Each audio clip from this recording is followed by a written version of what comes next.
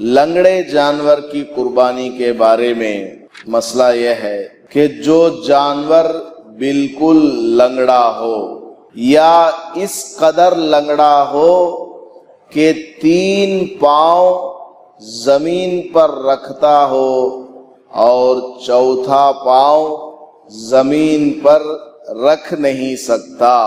3 پیروں کے اوپر وہ چلتا ہے اور چوتھا پیر اس کا ہے لیکن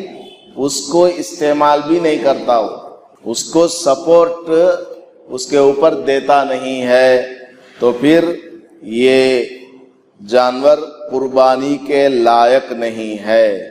اور اگر وہ چوتھا پاؤں زمین پر ٹیک کر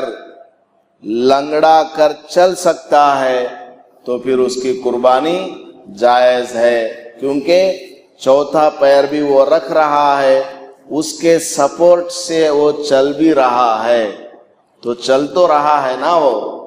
تو یہ زیادہ لنگڑا نہیں ہے، لہذا اس کی قربانی جائز ہے۔